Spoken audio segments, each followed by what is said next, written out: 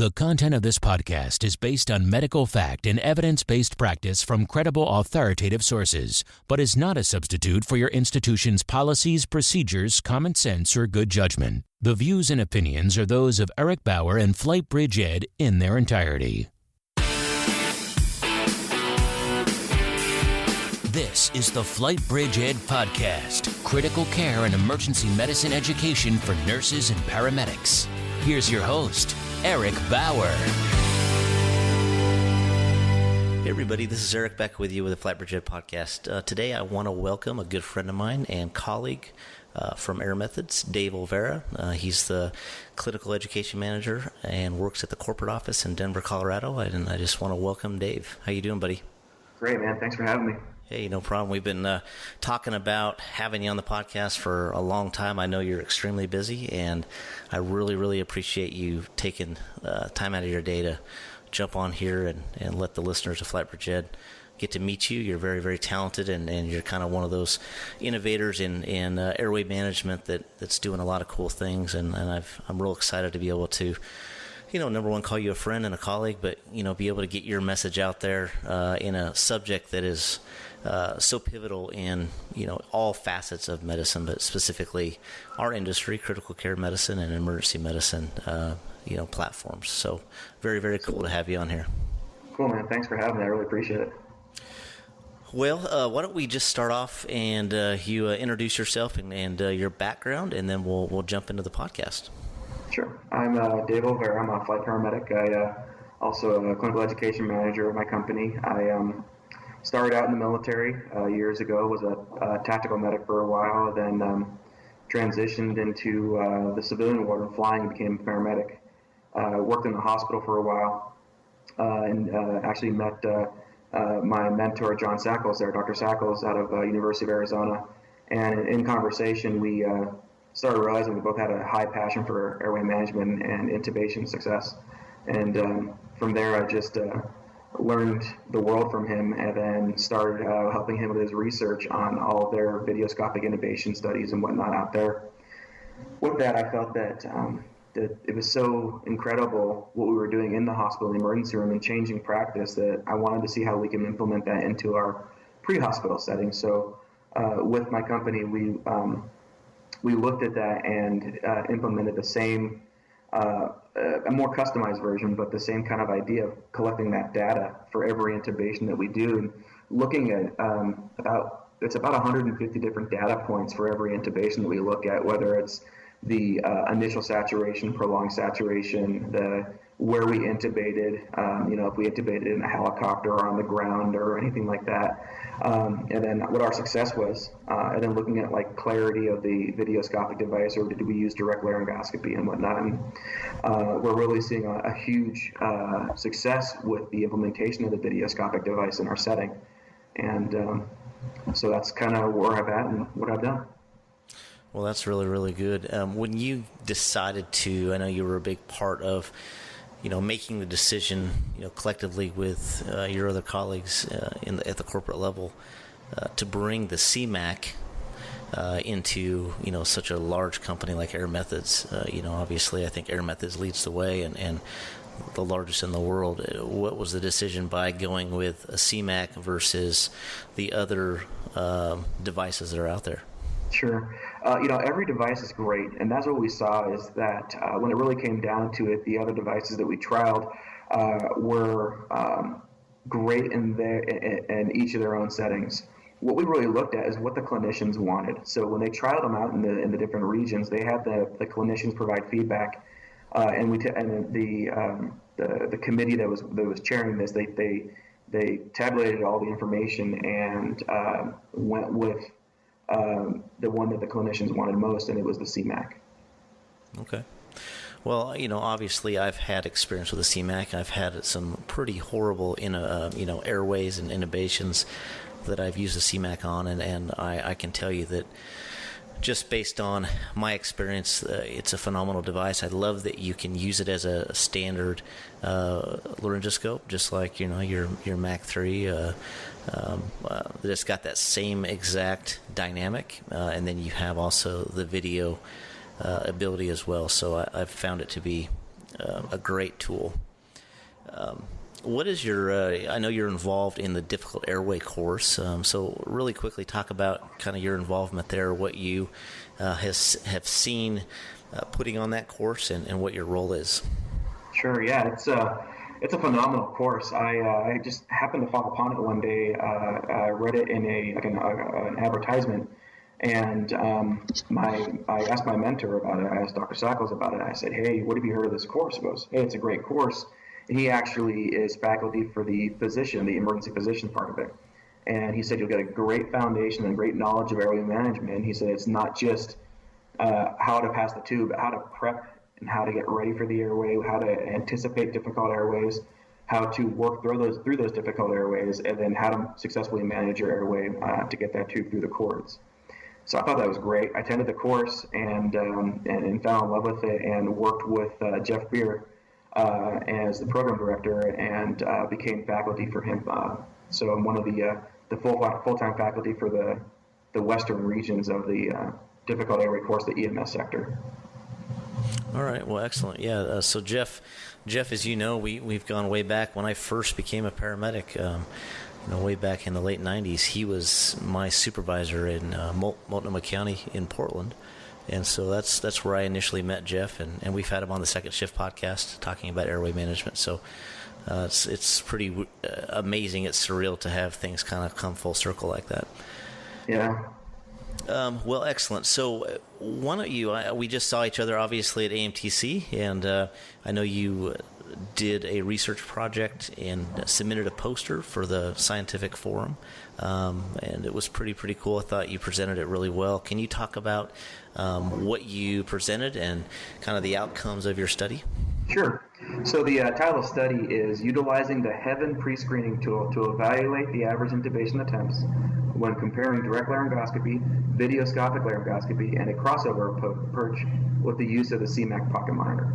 And so what we realized is Dr. Dan Davis, our scientific advisor, came up with this mnemonic of HEAVEN. And what he said was, these are the reasons why we fail at intubation. And so the HEAVEN stands for hypoxemia, extremes of size, anatomic disruption or obstruction, vomit, blood, and fluid in the airway, exsanguination, and neck mobility issues. So when you look at those, you really say, okay, these are the reasons why we can't get our airways, or we have difficulty having that success with intubation. And so what we did is we trained the crews to look at this. And so when they, after they intubated their patient, they got back to their, to doing their charting, they had a computerized form come up to them, and they had to fill it out, and they had to select which device they chose, or which technique they chose with our CMAC device. And then they had to choose if there were any HEAVEN scores involved with it. So what we saw is that the three different approaches that we looked at was the standard direct laryngoscopy, the videoscopic part of it with the screen on the top, and then we have this thing that we're calling the crossover approach, or the crossover technique. And that's where you go from your direct laryngoscopy, and maybe you go in and look, and you're like, wow, I can't see anything. And then you turn the screen over and you look at the screen, and then you can successfully intubate the patient that way. Or vice versa, you go in with your video approach and you go, all right, I know the video is going to work, and for whatever reason, contamination or blood or something gets in the airway, you transition to the direct laryngoscopy approach and you cross over to the other one. So what we're seeing is that's really helping us define with being more successful with our first attempt, because when we go for one attempt, we find that difficulty, we transition, and we're successful still with that first attempt. So when you classify attempt, correct me if I'm wrong, an attempt is essentially when you place that blade in the mouth. Is that correct? Correct, yeah. So the blade being placed in the mouth. And so the nice part about it is the blade stays in the mouth while you do this crossover technique. And what we're noticing also is that the clinicians are able to figure this out fast enough that it prevents any desaturation from happening. And we're still trying to run the full gamut of numbers on it, but we're seeing that, there's the old adage, is desaturation more important than keeping your saturation more important than keeping your first pass success, or what's the argument? And so what we see is by having this crossover approach, we're able to combat both of those, have that first pass success, and still keep the patient saturated. Well, I think when we kind of look at that aspect of it, obviously from all the kind of the new approach to, apneic oxygenation, passive oxygenation. I know from my experience, just in the last, I've had 2 shifts back to back where I've RSI'd somebody, and then in the past year, used the passive oxygenation technique. And I seriously have never had a patient now that I'm doing that, putting a cannula on at 15 liters per minute, putting a non-rebreather on, and really providing that great oxygenation, just using simple Graham's law.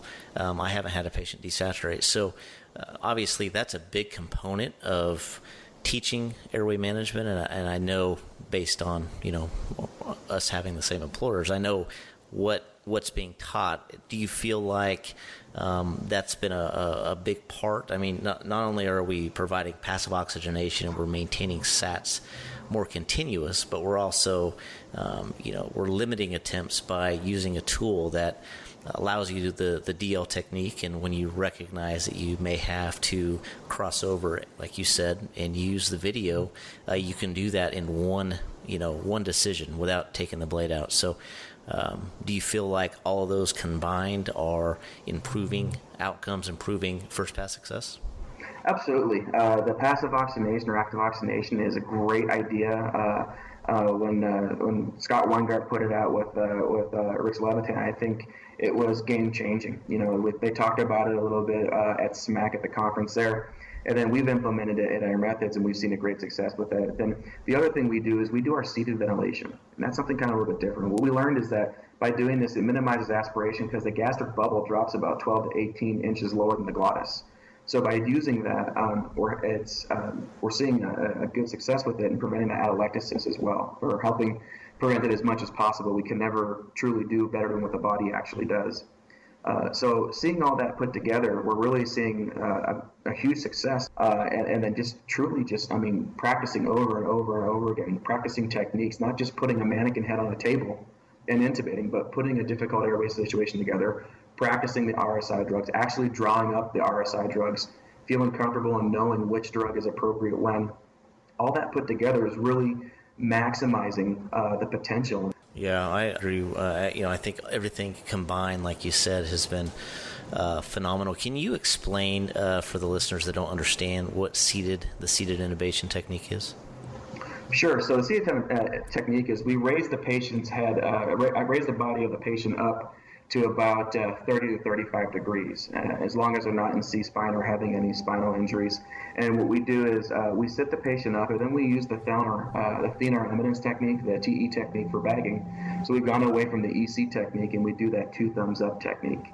By doing that, we sit the patient up, we bag them that way, and it helps, again, decrease that gastric bubble, and it prevents the atelectasis from occurring because of the pressures. And by using that 2 thumbs up technique, I'm sure you've used it. It's crazy. I mean, it's going from night and day. I used it the other day in the ER with an RT, and it was incredible the change from using an EC technique to this 2 thumbs up and the mass seal. And when you're getting that great mass seal, you're getting that great oxygenation prior to your intubation, you're going to maximize your opportunity for that first pass success. So just putting all this together, putting all these great things that have come out in the past probably 5 years of research, putting all that together is really phenomenal. That, just using a Mach 4 and a bougie isn't maybe the way to go, but really prepping, getting the patient as best as possible, get them as prepared as possible, and then making the intubation.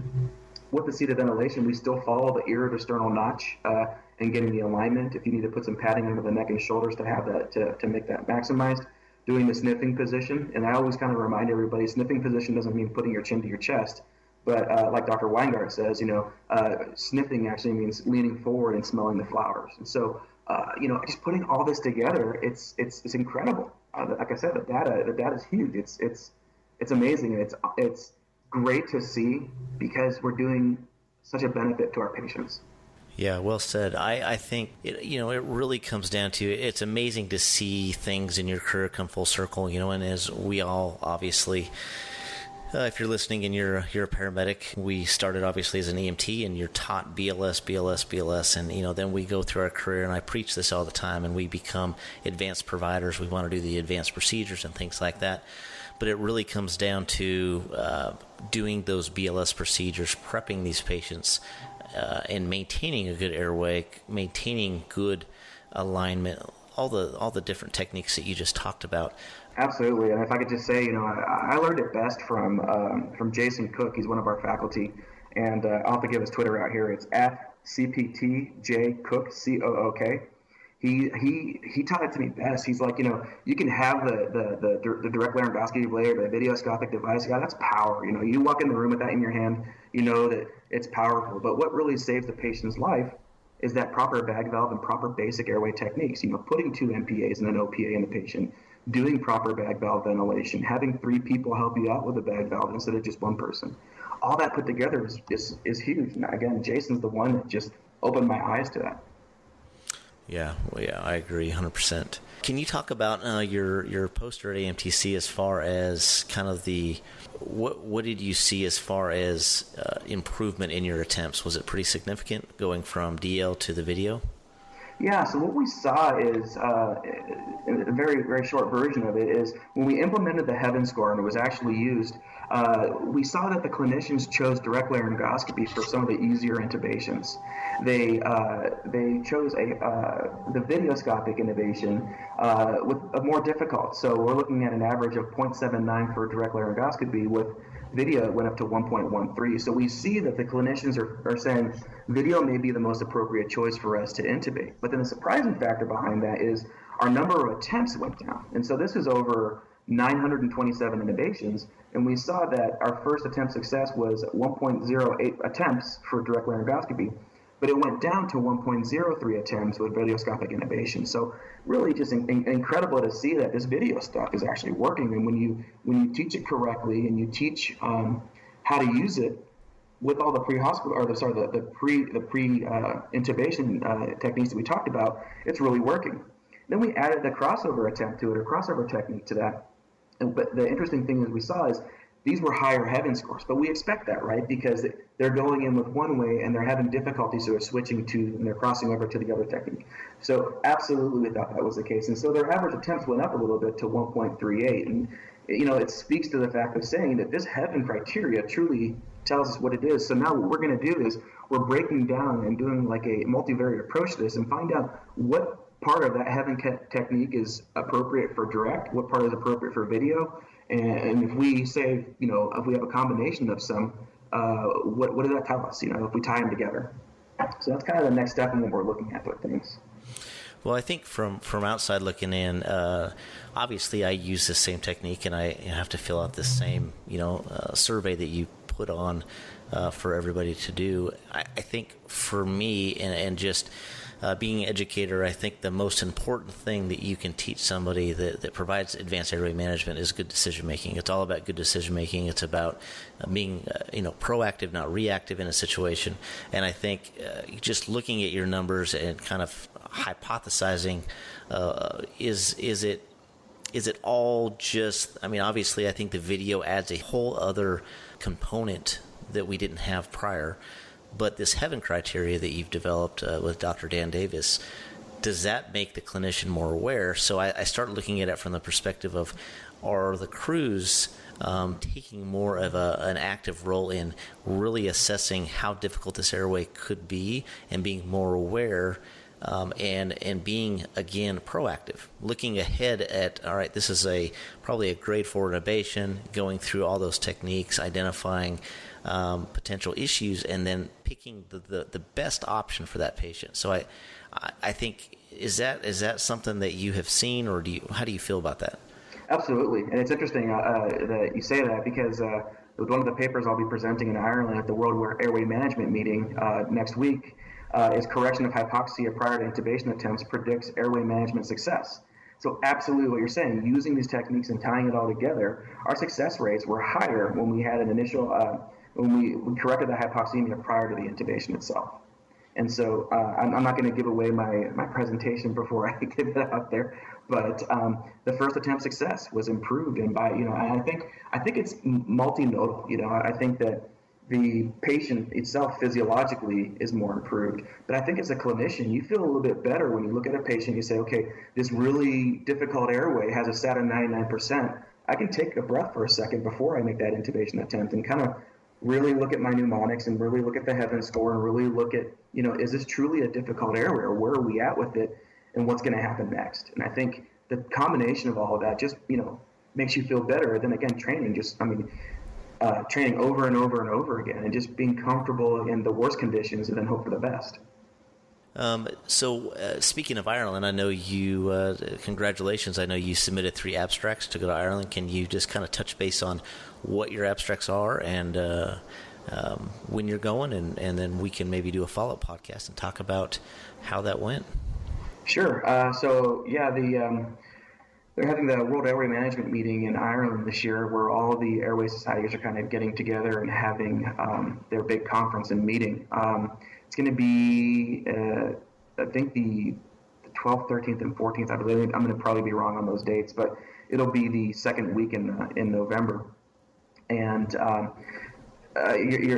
was just blessed to be able to have put 3 of my abstracts in and have all 3 accepted to present. And so the dates for the World Airway Management meeting are going to be the 12th, 13th, and 14th in November. And I'm really blessed because my 3 of my abstracts that I submitted have been accepted for this. And so the first one was the correction of hypoxia prior to intubation attempts predicts airway management success. And so we kind of talked about that one. The next one was a test characteristics of novel difficult airway prediction algorithm for emergency airway management. And what we're looking at is really looking at this Heaven criteria and saying that increasing number of Heaven criteria predicted lower first attempt success rate. So really challenging, saying, does this Heaven criteria work, or is it just another phrase? And what we're seeing here time and time again with our research is that the Heaven criteria truly does stand out for difficult airway management, not just the intubation part, but what's going to happen to the patient the whole way through, even the resuscitation part of it. So our hypoxemic patients or our vomit, blood, and fluid exsanguinations, what are we going to do next? Okay, we passed the tube, we high-fived each other. What's going to happen to the patient next? And looking further into that. Then our last one is the prospective validation of a novel difficult airway prediction. And so what we're doing with this one is the number of Heaven criteria were inversely associated with first attempt and first attempt success without hypoxemia. So we're looking at what's working with this Heaven criteria and breaking it down to the minutia of the hypoxemia and where we're at with trying to improve that and gain success with that. Well, that's very, very cool. So the World Airway now, is this primarily a physician type of a thing, or is it, I know it's a big deal for you to have abstracts accepted at this level. So kind of what's the platform? Is it anything goes, or? Yeah. It's interesting. It's mainly physician based. They do have it open to any clinician that deals with airway management, and the society is open to EMT students all the way to your senior anesthetists. So the spectrum is very broad. It started at the physician level, and so they're just now opening it up more to the mid-level providers. Your CRNAs are highly encouraged in it as well, and it's really great because you get to see not just intubation, but what's happening with airway management all the way around, whether it's a physician sectioning off one lung and ventilating a patient via one lung, or a patient maybe in full traction and what their approach was, or maybe a high-risk OB patient that needs to be intubated and what they're doing with the proper techniques and challenges with it. And so seeing all this put together and now adding the pre-hospital part of it, right, and having that in there. And what we see in the European area is that there's a lot more physician-led flight crews out there versus here in the United States.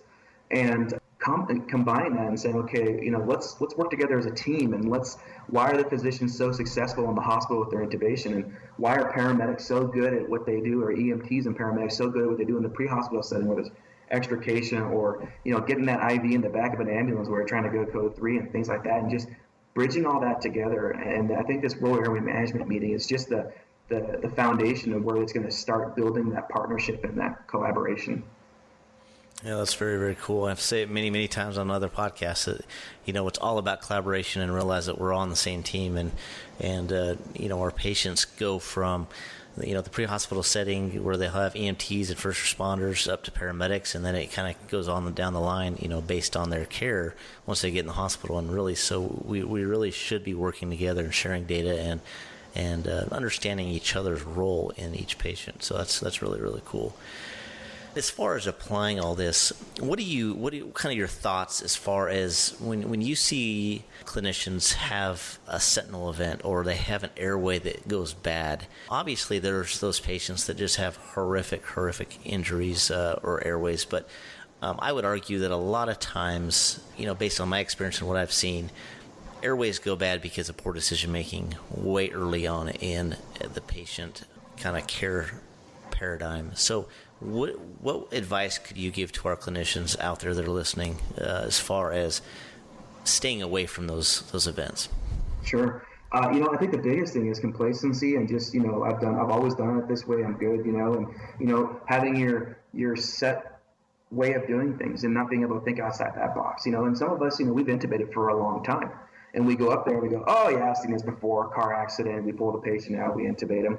But, what we don't anticipate is that car accident that we pull them out who has some sort of difficult airway that we didn't assess. So using the Lemons mnemonic and all the different difficult airway mnemonics and the Moans mnemonic and that, and preparing for those and anticipating you're going to have a difficult airway.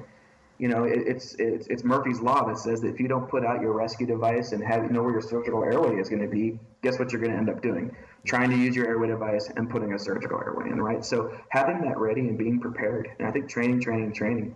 The other thing that we're seeing is the weird thing is suctioning prior to bag valve and suctioning prior to intubation, right? We go in there and, it's been, I can probably count on one hand how many intubations I've done has been a dry airway.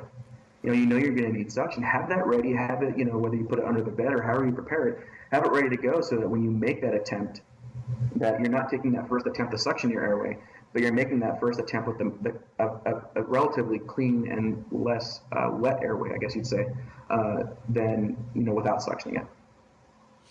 Yeah, and obviously that's something we talked about on a previous podcast, the whole incidence of ventilator-associated pneumonia and, the high incidence. And I talk about this all the time, just wherever I'm teaching.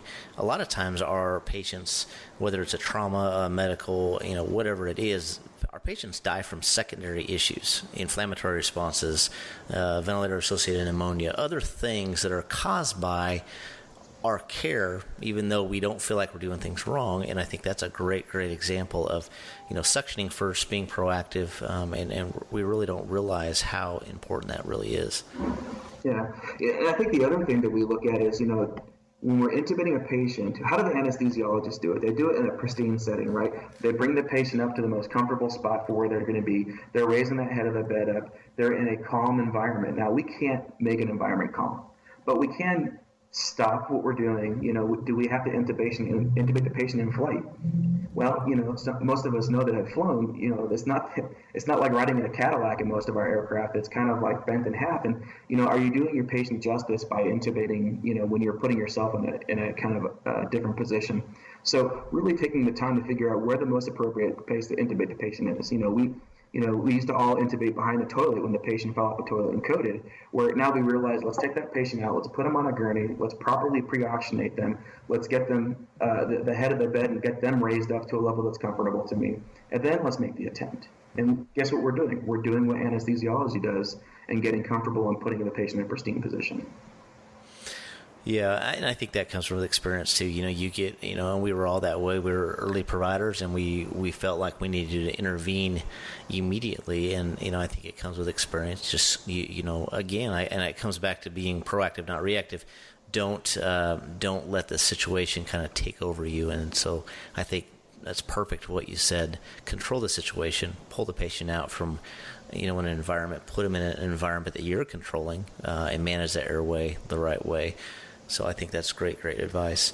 Well, I think one of the things that I see, and I want kind of your thoughts on it, is, specifically when we talk about air medical transport, and I've seen this so many times, it's that patient that's got a traumatic brain injury, maybe just a concussion at this point, we'll just say, they've got repetitive questioning. They have a patent airway. They're maintaining their own airway. They're actually conversing with you.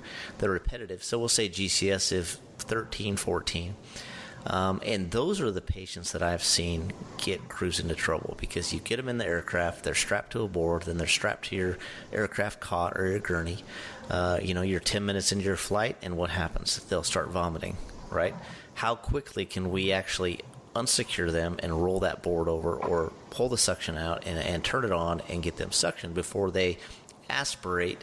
And then you have a big, big airway issue. So for me, that's that patient that I'm going to RSI every single time, because I've learned from seeing it happen to me and seeing it happen to other crews, that you want to control that situation. So kind of what are your thoughts on that as far as looking at it from least harm? Does that make sense? Sure. And it's looking at what are those main criteria why we intubate the patient. So they can't oxygenate or ventilate. We used to say GCS less than 8 intubate, right? But there was a study that was done that said there's no clinical correlation between GCS and our patient's airway. What we can say is that if a patient's baseline was normal GCS and it has decreased down to 8, or it's making a trend that way, then your anticipated clinical course is telling you that they're going to presumably lose their airway soon, and be proactive with it. So you're absolutely right. So, it's that anticipation of my course, or my clinical course, right? So, what I teach my new hires when they come through my new hire training is I say, everyone just says, oh, it's just 5 minutes to the hospital, right? So then I play what's called a 5-minute game with them. I say, okay, well, you do your assessment on the call, that's 5 minutes. You move the patient to the helicopter, that's 5 minutes. Get them secured. Get the patient in the air, that's 5 minutes. Do your 5-minute flight, that's 5 minutes. Land, shut down, that's 5 minutes. And then get down to the resuscitation room, that's 5 minutes. So your 5 minutes is really turned into 30 minutes. And so, when it's just 5 minutes, it really isn't just 5 minutes. And you can even move that into the ground side of it too, where it's just a 5-minute run, right? But again, same thing. You have to load your patient up, get them in the back of the ambulance, and get to wherever you're going. And who knows, maybe you hit rush hour traffic. Yeah. And I mean, having lived in California and now in Denver, rush hour traffic can just shut down the ground system sometimes. And so I think really being proactive and anticipating that, gunshot wound in the mouth, hey, let's hurry up, we can get them there right away. And then realize within 30 minutes, their airway is swollen. You can't even get a blade in their mouth. Their surgical airway is impossible, because that's where they attempted to make a gunshot wound in. And now you're lost. You don't have any ideas left. So, I think there's a fine line between being aggressive with the airway management, but also using the critical care thinking skills that you have to say, is this person need something now? Are they going to need it soon? Or what's going to be my clinical course here in the next 5 minutes? You don't want to shake that magic 8 ball and be like, we can get this, we can get there, but really think about your clinical assessment skills. Yeah, I fully agree. I think I always kind of look at it from that risk mitigation, just like any company would.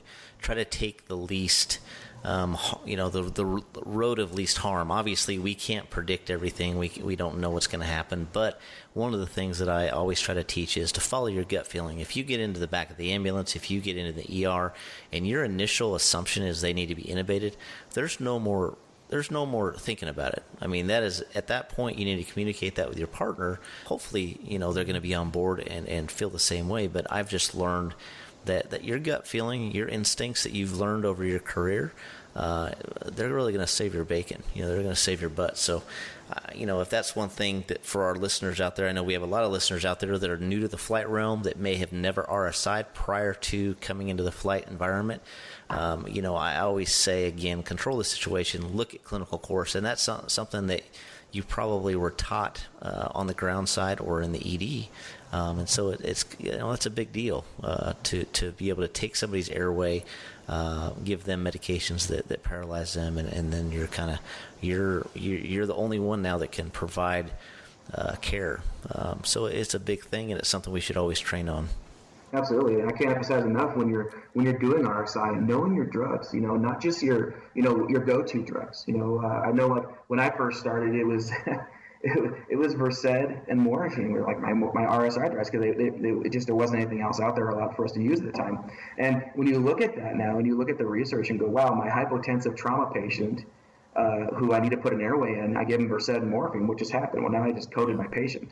And really knowing, what drugs we have now. Ketamine, great drug that's out there, right? Etomidate in its setting is great drug. Succinylcholine and rocuronium, they both have their great settings. And actually, Dr. Sackles just put out a paper at ASEP this week talking about the effects of succinylcholine versus succinylcholine versus rocuronium in TBI patients. So, staying up with the evidence-based practice, now that we're getting the data and we're seeing it in the ER setting and also now the pre-hospital setting, it's more applicable to us. And we can see that, what these guys are saying truly works. And implementing what they're doing, it's truly helping the patient. And that overall, at the end of the day, that's what matters most, is making sure that patient, you're giving them everything you can, the most available for them. And it's not, hey, I can get back to base here real soon if we get this done right away, but really taking care of them and hopefully providing the best quality care you can. Yeah, I think that's well said. I think, from my experience of, just recently, obviously, I've put out a podcast on the passive oxygenation study with Scott Weingart, the one that you had elicited to earlier, and I talked a lot about passive oxygenation and rock versus sucks and what they found, and I try to apply that when I RSI a patient, and using ketamine over etomidate in the right situation. And like I said, I've done a few RSIs in the last couple of weeks, and I still try to utilize kind of the newest concepts, and I think most clinicians learn this stuff, they've heard this stuff, but you still have to remind and say, hey, why don't we use ketamine for this patient? Why don't we use rock for this patient? Vice versa, sucks just based on the situation, but we're always so easy to fall back onto what we've always done. Etomidate sucks. Pushing the fentanyl aspect, using fentanyl, your dose of fentanyl prior to your induction dose of etomidate or ketamine for the pain aspect, trying to push that, and it's really easy to fall back into what we've always done, like you said. So it takes a constant team effort from really everybody to try to get all this new research out there. And I think that's why I applaud you in all of kind of your endeavors with airway management. And that was the whole basis of FlightBridgeED, was to try to get this high-level evidence-based practice down to these small rural areas that normally would take 10, 15 years. And I find it really, really fascinating, thinking about, I was involved in one of the first STEMI protocols in the country back in 99. And, one of the exclusion criterias was left bundle branch block. But in 1997, if I'm correct, the Scarbosa criteria study was actually completed. Mm-hmm. But it didn't get even into the pre-hospital setting until, 5 years ago. It took that long to trickle down to that pre-hospital environment. So I think it's important that we all communicate and get this groundbreaking stuff out there so we can change how medicine is done, not only on these big platforms like cities like Denver and San Francisco and Los Angeles, these big areas, but these rural settings. Because really, if you think about the United States, you think about the world, most everywhere is really rural. It's those communities that really make the biggest part of the United States. Absolutely. It's interesting to say that, because, this heads-up idea that we're talking about, relatively new in the pre-hospital setting, and remembering that 50% of our lung volume is lost when we lay the patient flat. Well, there was research done in the Journal of Anesthesiology in 2011 saying that pre-oxygenation of the head 20 degrees head up tilt provides longer duration of non-hypoxic apnea than conventional pre-oxygenation in non-obese healthy adults. So they've been doing this since 2011. We're at 2015 going to 2016, and this is becoming practice for us in our setting. So you're absolutely right. Taking that evidence-based practice and spreading the word in the pre-hospital setting and implementing it and seeing the success from it.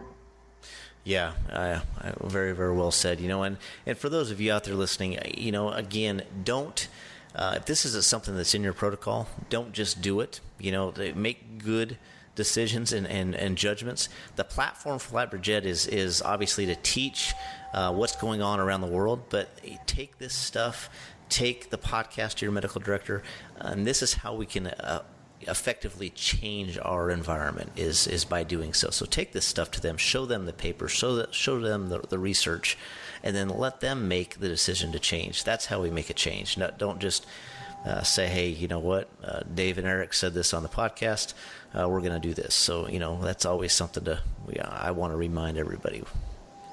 Very, very important. Well, Dave, I really, really appreciate you coming on to the podcast. We've been, again, wanting to do this for quite some time, and I want to congratulate you again for your success at AMTC and your past conferences, and then going to Ireland. That's a really big deal, and so I look forward to hearing how that goes and having you on again so you can share with our community kind of the new stuff that you're finding. Absolutely. I can't wait. And again, thank you for having me on. I really appreciate it. And thanks to everyone who's listening.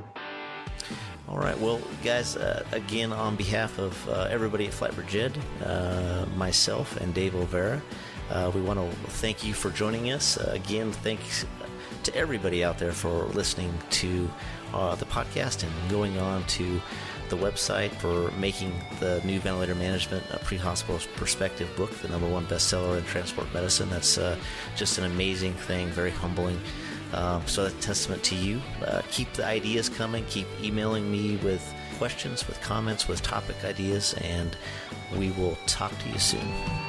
This has been a production of the FlightBridgeED Podcast, leading the way in pre-hospital critical care and emergency medicine education.